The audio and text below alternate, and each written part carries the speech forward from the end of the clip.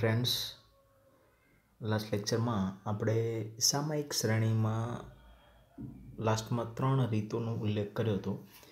એમાં તમારે 3 રીતો શીખવાની છે। એમાં પહેલી રીત છે આલેખની રીત, બીજી હતી ન્યૂનતમ વર્ગની રીત અને ત્રીજી રીત હતી ચલિત સરેરાશની રીત। એમાં સૌપ્રથમ વાત કરીએ છીએ આજે રીત નંબર 1 આલેખની રીત। તો આલેખની રીતમાં તમારે કઈ કઈ બાબતોનું ધ્યાન રાખવાનું છે, એના ફાયદાના મર્યાદા શું છે, પહેલાં એની ચર્ચા કરી લઈએ। વલણ શોધવાની આ સૌથી સરળ રીત છે। તમે જાણો છો કે આલેખ દોરવા માટે વધારે કોઈ ગાણિતિક પ્રક્રિયાની જરૂર પડતી નથી। અહીં નિરપેક્ષ ચલ એટલે સમયને એક્સ અક્ષ ઉપર, સમય એટલે આપણે એને ટી વડે દર્શાવીશું, જેને આપણે એક્સ અક્ષ ઉપર દર્શાવીશું। જેમ આપણે આલેખ ડ્રો કરીશું તો એનો આકાર આ રીતનો હશે। અહીંયા 0 આવશે। તો આ જે ધરી છે એટલે કે આ એક્સ અક્ષ છે અને આ વાય અક્ષ છે। તો અહીંયા આપણે ટીનો સમય દર્શાવીશું અને અહીંયા જે તે તમને ચલ આપી છે કિંમત, એનો આપણે ઉપયોગ કરીશું અને સાપેક્ષ ચલ વાય ટીને વાય અક્ષ ઉપર લઈ જુદા જુદા બિંદુઓનું આલેખન કરવામાં આવે છે। તો હવે અહીંયા ટી અને અહીંયા ચલ લઈને પછી અહીંયા તમારે જુદા જુદા બિંદુઓ જોઈન્ટ કરવામાં આવશે। તો આ આલેખની રીતની એક સમજૂતી થઈ। હવે એના ફાયદા શું છે એટલે કે એના ગુણ શું છે? આ પદ્ધતિનો ઉપયોગ કરવાથી કોઈ પણ ધંધાકીય એકમને કયા કયા ફાયદા થાય છે? તો નંબર 1, આ રીત સમજવામાં અને વાપરવામાં સરળ છે। 2, કોઈ પણ ગાણિતિકનું સૂત્ર કે ગણતરી વગર તમે વલણ જાણી શકાવો છો। વલણ એટલે શું કે તમે હવે કે તમારી કંપની ઉત્પાદન હોય કે નફો હોય કે વેચાણ હોય કે ખરીદી હોય, એનું વલણ કેવું છે, એટલે કે ઘટતું વલણ છે, વધતું વલણ છે, તમે કઈ દિશામાં આગળ વધી રહ્યા છો, તો એ અહીં જાણી શકો છો। 3 નંબર ઉપર સુરેખ વલણ ન હોય તો પણ આ રીત વાપરી શકાય છે। એટલે કે સુરેખ વલણ એટલે શું છે કે કોઈ પણ ગણતરી કર્યા વગર આ રીતનો તમે ઉપયોગ કરી શકો છો। વલણ મેળવવા માટે કયા પ્રકારનું વક્રનું આયોજન કરવું તેનો અંદાજ આ રીતથી મેળવી શકાય છે। એટલે કે તમે આલેખ ઉપરથી તમને એટલો તો અંદાજ આવી જાય છે કે તમારી કંપનીનો વક્ર એટલે તમારો જે ટાર્ગેટ હતો કે તમારું ઉત્પાદન, વેચાણ, નફો તમારે કેટલું કરવું હતું, એનો અંદાજ તમે અહીંયા મેળવી શકો છો આલેખ ઉપરથી। હવે આગળ વાત કરીએ એની મર્યાદા શું છે? પહેલી મર્યાદા, જુદી જુદી વ્યક્તિઓ જુદા જુદા વક્રો દોરે તેવી શક્યતા રહે છે। એટલે કે દરેક વ્યક્તિ યોગ્ય સ્કેલ માપ લેતું નથી, વ્યક્તિએ સ્કેલ માપ બદલાય છે। તો સ્કેલ માપ જ્યારે અલગ અલગ આવે છે ત્યારે તેના આલેખ પણ અલગ અલગ મળે છે। તેથી વલણ મેળવવામાં એકરૂપતા રહેતી નથી। એટલે કે કોને સાચું ગણવું અને કોને સાચે ન આપવું તેની એક મોટો પ્રશ્ન અહીંયા ઊભો થાય છે। 2, આ રીત ગાણિતિક ન હોવાથી અનુમાનિત કિંમતો સંપૂર્ણ રીતે ચોક્કસ હોતી નથી। અહીંયા તમને પરફેક્ટ આન્સર મળતો નથી।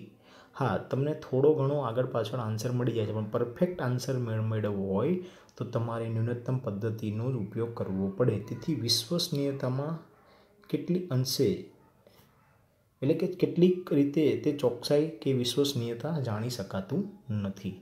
તો મિત્રો અહીંની મર્યાદા હતી અને ગુણ હતા, તમારે બંને ફેરબુકમાં ઉતારવાનું રહેશે। હવે આ પદ્ધતિના દાખલા જોઈ લઈએ। તો સૌપ્રથમ આપણે સ્ટાર્ટ કરીએ છીએ સ્વાધ્યાય 4.1। સ્વાધ્યાય 4.1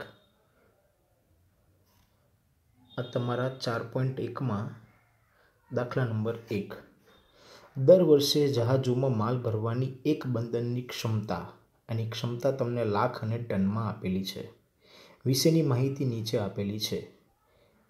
આલેખની રીતે સુરેખ વલણ મેળવો। તમારે સુરેખ વલણ મેળવવાનું છે। આલેખમાં તમારે 2 વસ્તુ દર્શાવવાની છે, એક મૂળ શ્રેણી અને વલણ। આ 2 વસ્તુ તમારે દર્શાવવાની છે। તમને જે દાખલામાં રકમ આપી છે એ આ રકમ છે, વર્ષ અને ક્ષમતા લાખ અને ટનમાં આપી છે। એમાં 2008થી લઈને 2015 સુધી તમને વર્ષ આપેલા છે અને ક્ષમતા તમને આપી છે અલગ અલગ 90, 97, 111, 127, 148, 169 ને 200 લાખ ટનમાં આપેલી છે। સૌપ્રથમ આવી માહિતીને તમારે શું કરવાનું છે? તો આવી માહિતીને તમારે સૌપ્રથમ ટી એટલે કે સમયમાં કન્વર્ટ કરી નાખવાની છે. કોઈ પણ દાખલો સામયિક શ્રેણીનો તમે ગણતા હો ત્યારે તમને જે વર્ષ આપ્યા છે તમારે પહેલાં એ જોઈ લેવાનું કે દરેક વર્ષ વચ્ચે કોઈ અંતર નથી ને, એટલે કે બધા વર્ષ કન્ટિન્યુ છે. તો હા, કન્ટિન્યુ હોય તો તમારે એક નવી સંજ્ઞા આપવાની છે જેને આપણે કહીએ છીએ સમય ટી, ટાઈમ. 1, 2, 3, 4, 5, 6, 7, 8 અને પછી જે તેને ક્ષમતા આપી છે એ ક્ષમતા આપણે અહીંયા લખવાની રહેશે. હવે આના ઉપરથી આપણે ડાયાગ્રામ બનાવીશું, તો એની થોડી વ્યવસ્થિત રીતે ચર્ચા કરી લઈએ. અહીંયા સૌપ્રથમ જેમ આપણે આગળ વાત કરી, સમયને આપણે એક્સ અક્ષ ઉપર દર્શાવીશું અને ક્ષમતાને આપણે વાય અક્ષ ઉપર દર્શાવીશું. સૌપ્રથમ આ મારો એક્સ અક્ષ છે અને આ મારો વાય અક્ષ છે. એટલે આપણે જે અહીંયા આકૃતિ દોરી છે એ પ્રમાણે તો સમયને આપણે અહીંયા દર્શાવીશું 1, 2, 3, 4, 5, 6, 7, 8 ને 9. એ જ રીતે હવે વાય અક્ષ ઉપર તમારે ક્ષમતા લેવાની છે. તો ક્ષમતા લેતા પહેલાં તમારે એ જોઈ લેવાનું કે અહીંયા સૌથી નાની સંખ્યા કઈ છે 90 અને સૌથી મોટી સંખ્યા કઈ છે 200. તો એક વસ્તુ સ્વાભાવિક થઈ કે તમે અહીંયા આપણે હંમેશા શરૂઆત 0થી કરવાની હોય છે, તમે જાણો છો. તો 0થી લઈને 90 સુધી કોઈ પણ અહીંયા આંકડો આપેલો નથી, એટલે કે તમને કોઈ પણ રકમ આપી નથી. જો તમે લેશો તો ત્યાં તમને કોઈ પણ જાતનું બિંદુ કે કોઈ પણ જાતનું વલણ મળશે નહીં. માટે એના એક સંજ્ઞા દર્શાવવાની છે. સંજ્ઞા હું તમને થોડું ઝૂમ કરીને બતાવું છું. જે સંજ્ઞા છે કે જ્યારે 0થી 90 વચ્ચે કોઈ પણ આપણી પાસે અહીંયા રકમ નથી, તો આપણે અહીંયા એક આ રીતનું સંજ્ઞા દર્શાવીશું. આ શું દર્શાવે છે? તો એ દર્શાવે છે કે તમારો આલેખ આગળ પણ કન્ટિન્યુ છે, એટલે રકમ પણ આગળ કન્ટિન્યુ છે. એટલે આપણે 90થી અહીંયા શરૂઆત કરી છે. હવે 90થી શરૂઆત અહીંયા કરવાની છે. તો સ્કેલ માપ કયું લઈશું મિત્રો? તો સ્કેલ માપ તમે તમારી યોગ્યતા મુજબ લઈ શકો છો. અહીંયા 10-10નું સ્કેલ માપ લીધું છે. તમે 5-5નું પણ સ્કેલ માપ લઈ શકો છો, એટલે કે 90, 95, 100, 105, 110 એ રીતે પણ લઈ શકો છો. મેં અહીંયા 10-10 લીધું છે. 90, 100, 110, 120, 130, 140, 150, 160, 70, 80, 90 અને 200. આ રીતનું અહીંયા સ્કેલ માપ આપણે લીધેલું છે. એટલે કે સમયને મેં ક્યાં દર્શાવ્યું છે? એક્સ અક્ષ ઉપર. અને આ જે માહિતી આપી છે મને ક્ષમતા, એ મેં ક્યાં દર્શાવ્યું છે? વાય અક્ષ ઉપર. હવે અહીંયા એ તમે જે પ્રમાણ માપ લીધું છે તમારે દર્શાવી દેવાનું છે. અહીંયા એક્સ અક્ષ 1 સેમી બરાબર 1 વર્ષ, વાય અક્ષ 1 સેમી બરાબર 10 લાખ ટન. કેમ કે આપણે બધામાં 10-10નો ગેપ રાખેલો છે, તો 1 સેમી બરાબર 10 લાખ ટનનો આપણે અહીંયા ગેપ રાખેલો છે. હવે આપણે બિંદુઓ જોઈન્ટ કરવાના છે. જેમ કે સમય 1ની સામે 90 છે, તો અહીંયા 1 જ્યાં છે 1 એની સામે 90 ક્યાં છે? તો અહીંયા પોઈન્ટ આઉટ કરવાનું છે, જે મેં કરેલું છે. 2ની સામે કેટલા છે અહીંયા જોવાનું તમારે રકમ? 2ની સામે 97 છે. તો અહીંયા 2 તમારું જે માપ છે એની સામે 97, એટલે કે 100થી થોડે નીચે મેં જો પોઈન્ટ આઉટ અહીંયા જોઈન્ટ કરેલું છે, જે બિંદુ હું તમને ટીક આઉટ કરી આપું છું. 3ની સામે કેટલા છે? 108. તો 3ની સામે આપણે ટીક આઉટ કરીશું 108, અહીંયા 100થી થોડા ઓછા 108. પછી 4ની સામે કેટલા છે? તો 111, 110થી થોડું ઉપર આવશે. 5ની સામે 127, તો 130થી થોડું 3 પોઈન્ટ નીચે આવશે અહીંયા. 6ની સામે 148, તો 6ની સામે આવશે 148, 50માંથી આપણે 1 પોઈન્ટ ઓછું લઈશું. 7ની સામે છે 169, 169 ઉપર ટીક કરીશું. અને 8ની સામે લઈશું 200. તો સૌપ્રથમ આ જે પોઈન્ટ થયા એને આપણે હાથથી જોઈન્ટ કરવાના છે. આમ હાથથી તમે અહીંયા જોઈન્ટ કરશો એટલે તમને જે મળે છે હાથથી જોઈન્ટ કર્યું એને તમે કહેશો મૂળ શ્રેણી. એને શું કહેવાય? મૂળ શ્રેણી. આલેખ જે દોર્યું છે એ રીતે તમને થોડું ઝૂમ આઉટ કરીને બતાવી દઉં છું. આ જે હાથથી આપણે જોઈન્ટ કરીએ છીએ એને આપણે મૂળ શ્રેણી કહીશું. રેડી? હવે એની વચ્ચેથી તમારે ફર્સ્ટ બિંદુ અને લાસ્ટ બિંદુમાંથી, એટલે કે આ પહેલો પોઈન્ટને અને છેલ્લા પોઈન્ટ, આ બેની વચ્ચેથી પસાર થાય અને મેક્સિમમ પોઈન્ટને જોઈન્ટ થાય એવી એક સ્કેલથી લાઈન દોરવાની છે. ફરી રિપીટ કરું છું, પહેલો પોઈન્ટ અને છેલ્લો પોઈન્ટ, આ બેની વચ્ચેથી એક લાઈન દોરવાની છે જે મેક્સિમમ પોઈન્ટ કવર કરતી હોય, એટલે કે મેક્સિમમ પોઈન્ટને અડતી હોય એ જે લાઈન આવે એને શું કહેવાય છે? વલણ કહેવાય છે. મેં હમણાં તમને એક આલેખની મર્યાદામાં બતાવ્યું કે દરેક વ્યક્તિ આ આલેખ પોતપોતાની રીતે અલગ અલગ રીતે દોરી શકતું હોય છે, માટે એની મર્યાદા બની છે કે દરેક વ્યક્તિ એક સરખો આલેખ દોરતી નથી. મિત્રો, તમે આ જે વચ્ચે જે લાઈન દોરો છો વલણ, એ થોડું આગળ પાછળ રહેશે તો મિત્રો એની કોઈ ચિંતા કરતા નહીં, કેમ કે આલેખની મર્યાદા જ એ કહે છે કે દરેક વ્યક્તિ અલગ અલગ દોરી શકે છે. પણ તમારું એ જે સ્કેલ માપ છે અને તમે જે સમય લો છો અને તમે જે પોઈન્ટ જોઈન્ટ આઉટ કરો છો એમાં ભૂલ થવી જોઈએ નહીં. તો મિત્રો, તમારો આ દાખલા નંબર 1 અહીંયા પૂર્ણ થયો. દાખલા નંબર 2 સેમ એના જેવો છે, જે હું તમને હોમવર્કમાં આપું છું. દાખલા નંબર 2 4.1નો તમારે હોમવર્કમાં કરવાનો રહેશે. એના પછી વાત કરી છે દાખલા નંબર 3. એક રાજ્યમાં 0 થી 6 વર્ષના બાળકોમાં 1000 છોકરીઓ સામે છોકરાઓની સંખ્યા વયટીની માહિતી નીચેના કોષ્ટકમાં આપેલી છે. આલેખની રીતે સુરેખ વલણ મેળવો. અહીંયા વર્ષ આપેલું છે, પહેલાં એ જોઈ લેવાનું વર્ષમાં ગેપ છે કે નહીં. 61, 71, 81, 91, 2001 અને 2010 બધામાં 10-10નો એક સરખો જ ગેપ છે. આપણે ટીમાં એને કન્વર્ટ કરીશું. સમય ટી 1, 2, 3, 4, 5, 6. આવું કેમ લઈએ છીએ? કારણ કે બધા વચ્ચે એક સરખો ગેપ છે. છોકરાઓની ક્ષમતા, અહીંયા તમને જે ક્ષમતા આપી છે છોકરીઓની, સોરી અહીંયા વાયટી તમને આપી છે છોકરીઓની ક્ષમતા. તો અહીંયા છોકરીઓની ક્ષમતા તમને આપેલી છે. તો એ તમને જે આપેલી છે 958, 448, 947, 928, 883 અને 890.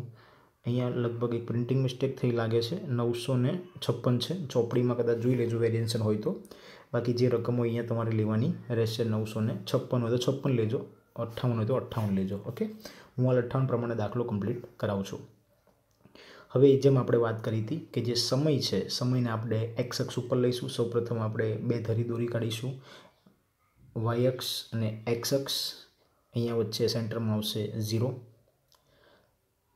સમયને આપણે લઈશું એક્સ અક્ષ ઉપર 1, 2, 1, 2, 3, 4, 5 અને 6. અને વાયટીને આપણે લઈશું વાય અક્ષ ઉપર. એમાં સૌથી નાની સંખ્યા છે 948, 47 નહીં, 928 એ સૌથી નાની સંખ્યા નથી. 883, 890. 883 એ અહીંયા સૌથી નાની સંખ્યા છે અને સૌથી મોટી સંખ્યા છે 956 કે 58. ફરી એકવાર નાની સંખ્યા અને મોટી સંખ્યા હું તમને મેન્શન કરી દઉં છું. સૌથી નાની સંખ્યા છે 883 અને સૌથી મોટી સંખ્યા છે 958. તો હવે તમારે સ્કેલ માપ કેવી રીતે લેવાનું છે ખાસ ધ્યાન રાખજો. એનો મતલબ એવો થયો કે તમે 880 સુધી તમે નીચે કોઈ પણ આંકડો 0થી સ્ટાર્ટ કરશો.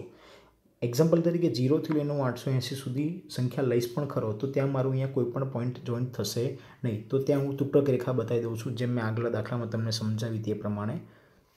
જે અમે સિમ્બોલ બતાવ્યું છે તૂટક રેખાનું, કે એનો મતલબ એવું થાય કે નીચે પણ તમે સંખ્યા હજુ લખેલી છે. તો 880થી આપણે અહીંયા શરૂઆત કરીશું. 10-10નો ગેપ રાખીશું. 880, 890, 900, 910, 920, 930, 940, 950, 960, 970 અને 980. અહીંયા જે આપણે લખેલું છે 70 સુધીની આપણે સ્કેલમાં લખેલું છે. તો સૌપ્રથમ તમે જે અહીંયા માપ લીધું છે અને તમારે પ્રમાણ માપ દર્શાવી દેવાનું. એક્સ અક્ષ 1 સેમી બરોબર અહીંયા 10 વર્ષ લીધું છે. 10 વર્ષનો ગેપ છે, માટે 1 વર્ષનો હોય તો 1 વર્ષ લેવાનું, 10 વર્ષ હોય તો 10 વર્ષ લેવાનું. અને વાય અક્ષ ઉપર 1 સેમી બરોબર 10 છોકરીઓ આપણે અહીંયા લીધેલી છે. કારણ કે અહીંયા ગેપ આપણે કેટલાનો લીધો છે? 10-10નો ગેપ અહીંયા લીધેલો છે. તો આપણે અહીંયા 10 છોકરીઓ મેન્શન કરીશું. તો હવે પાછા પોઈન્ટ જોઈન્ટ આઉટ કરીશું. નંબર 1 એટલે કે સમય જ્યારે 1 હોય ત્યારે છોકરીઓ 958 હશે. તો અહીંયા સમય જ્યારે 1 છે, 1 તો 1ની સામે આવશે 958 એટલે કે 960થી થોડું નીચે અહીંયા પોઈન્ટ જોઈન્ટ થશે. 2 હોય ત્યારે 948, 2 હોય ત્યારે 948 એટલે 50થી થોડું ઓછું આવશે. 3 હોય ત્યારે 947 એ થોડું એનાથી નીચે આવશે. 3 હોય ત્યારે 4 હોય ત્યારે 928 હશે. 4ની સામે 928 એટલે 30થી થોડું ઓછું આવશે. 930થી થોડું ઓછું આવશે. એના પછી 5 હોય ત્યારે 883, 5ની સામે આવશે અહીંયા જોઈન્ટ થશે 883. 80 ઉપર 3 પોઈન્ટ કવર કરીશું અને છઠ્ઠો પોઈન્ટ 890. તો 890. તો આ તમારા પોઈન્ટ થયા. તમારે હાથથી જોઈન્ટ કરવાના છે, જેમ અહીંયા તમને નીચે કરેલા છે જોઈન્ટ, એ હાથથી જોઈન્ટ કરવાના રહેશે. આ તમારી મૂળ શ્રેણી થઈ. કેવી શ્રેણી થઈ? મૂળ શ્રેણી. હવે તમારે પહેલો પોઈન્ટ એટલે કે અને છેલ્લો પોઈન્ટ, આ બે પોઈન્ટ તમારે અહીંયા છે. ફરી એકવાર રિપીટ કરું છું. આ તમારો ફર્સ્ટ પોઈન્ટ છે અને આ તમારો લાસ્ટ પોઈન્ટ છે. ની વચ્ચેથી તમારે એક સ્કેલથી લાઈન દોરવાની છે કે જે મેક્સિમમ બિંદુને કવર કરતી હોય. એને આપણે કહીશું વલણ. શું કહીશું? વલણ. તો મિત્રો, આ રીતે તમારે આલેખની રીતના દાખલા કરવાના છે. 2 દાખલા મેં તમને અહીંયા સમજાવ્યા છે અને 2 દાખલા તમારે હોમવર્કમાં કરવાના છે. દાખલા નંબર 2 અને દાખલા નંબર 4. આ 2 દાખલા તમારે ઘરેથી કરવાના રહેશે. તો મિત્રો, આજે આપણે કઈ રીત કમ્પ્લીટ કરી? આજે આપણે આલેખની રીત અહીંયા કમ્પ્લીટ કરી. હવે પછીના લેક્ચરમાં આપણે ન્યૂનતમ વર્ગની રીત સ્ટાર્ટ કરીશું. અહીંયા તમારો મિત્રો લેક્ચર પૂર્ણ કરીએ છીએ.